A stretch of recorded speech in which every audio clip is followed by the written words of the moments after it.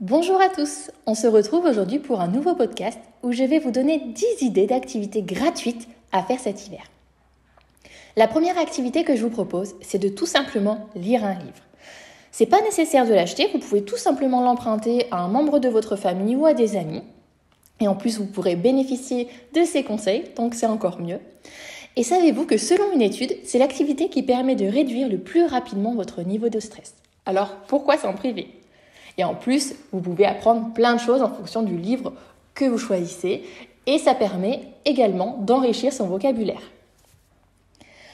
La deuxième activité gratuite que je vous propose, c'est de boire un café, un thé, un chocolat chaud, la boisson de votre choix.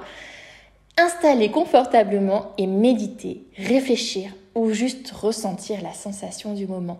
Laissez vos émotions venir, appréciez le moment. Voilà, juste être posé et regarder autour de soi.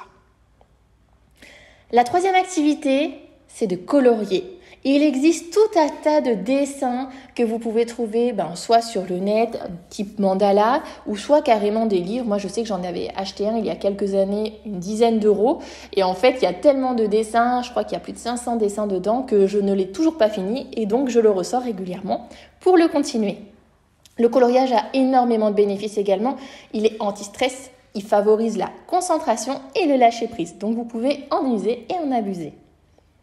Quatrième activité gratuite que je vous propose, c'est de regarder un film ou une série. C'est vrai que c'est super sympa de se lancer dans une série avec une intrigue. Alors après, les goûts et les couleurs, choisissez en fonction de ce que vous aimez. Mais ça permet de se poser sur son canapé tranquillement, de ne penser à rien et de, encore une fois, profiter du moment, de l'instant. Vous pouvez regarder une série avec votre chéri ou tout simplement un film de Noël en famille, un Disney, voilà des choses qui peuvent faire plaisir à toute la famille.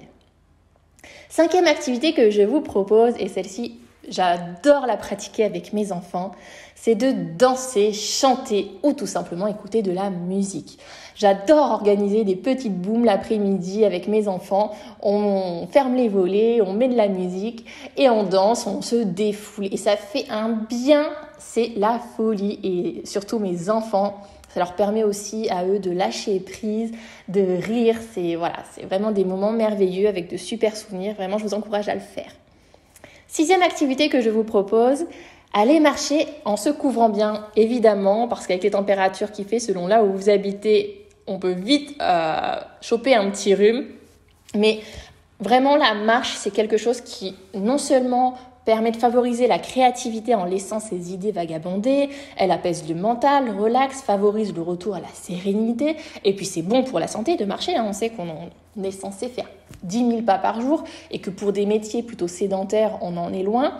Donc voilà, c'est quelque chose qui permet aussi d'observer la nature, de regarder autour de soi, en fonction de l'endroit où on va marcher. Il y a de magnifiques paysages à observer. On peut rencontrer des animaux, on peut rencontrer des marcheurs. On peut aussi ramasser, selon la saison, des fruits, des noix, des pommes. Voilà, il y a plein de choses que la nature peut nous offrir et c'est vraiment merveilleux de pouvoir en profiter. Septième activité que je vous propose est toujours aussi gratuite, c'est de jouer à un jeu de société. Alors, vous avez des jeux de société pour adultes qui sont super et également des jeux de société où vous pouvez partager avec vos enfants en famille. Moi, je sais que mes enfants adorent Croque-Carotte, par exemple. C'est un jeu vraiment qui ne nécessite pas de réfléchir et puis c'est rigolo. Vous avez aussi des jeux d'observation type le lynx où il faut retrouver des objets. Et après, pour les adultes, il y a plein de jeux qui ont été développés et où vous pouvez vous éclater. Vous pouvez même faire des soirées entre amis de jeux de société. Aujourd'hui, on a la chance d'avoir un choix qui est très varié. Et puis là aussi, pas besoin d'en acheter, faites avec ce que vous avez chez vous. Vos amis ont certainement des jeux. Moi, j'hésite pas avec mes copines à troquer les jeux pour enfants. On se les prête 1 mois, 2 mois en fonction et puis après on se les rend. Ça évite d'acheter et si vraiment le jeu a énormément plu à mes enfants, alors là, je réfléchis pour l'acheter et je passe souvent par une plateforme d'occasion. Mais voilà. Ne pensez pas tout de suite, il va falloir acheter quelque chose. Non, on essaye de faire le plus gratuitement possible. 8e activité, c'est une activité aussi que j'adore, c'est de cuisiner. Vous pouvez cuisiner en famille, seul. Je trouve que c'est un moment qui permet de se poser. Si vous aimez cuisiner, c'est encore mieux. Après, si vous n'aimez pas, Ça permet malgré tout de vous concentrer, d'apprendre des nouvelles recettes, des nouvelles techniques, de faire plaisir à toute la famille, parce qu'après vous allez vous réunir autour d'un goûter, d'un repas. Voilà, c'est vraiment quelque chose de très sympa à faire. Bon, le petit moins, c'est le nettoyage, mais là aussi, vous pouvez en profiter pour mettre les enfants à contribution et favoriser leur autonomie. 9e activité, une activité aussi qui est super. Bon, attention aux émotives. Ça va être de trier et de regarder les photos en même temps. Voilà, on profite de trier les photos pour se remémorer les souvenirs, peut-être même faire des albums photos, regarder avec les enfants, dire voilà, c'était toi quand tu étais petit. C'est vraiment des moments finalement super et qui sont gratuits, qui réchauffent le cœur.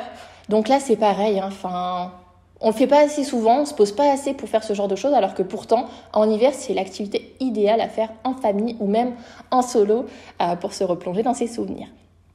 Et la dernière activité, ma chouchoute, vous le savez, c'est de désencombrer. Là aussi, on peut intégrer toute la famille ou le faire seul, mais ça permet de vider les placards, vider la maison, d'avoir de l'espace, de respirer, de se sentir bien. Il y a énormément de bénéfices au désencombrement. J'en ai parlé déjà dans certaines vidéos précédemment. Voilà, c'est quelque chose où même vous allez pouvoir, en plus du fait que ce soit gratuit, récupérer de l'argent si vous revendez des objets que vous n'utilisez plus. Et je peux vous dire qu'avant les fêtes de Noël et en hiver, faire un désencombrement, il n'y a rien de mieux. Ça permet aussi de repartir sur des nouvelles résolutions pour la future année. Voilà, il y a plein de choses à faire. Et vraiment, là, je vous ai donné que 10 exemples d'activités gratuites, mais il y en a tellement d'autres que je pourrais partager avec vous. Et je pense que je ferai d'ailleurs d'autres vidéos sur le sujet.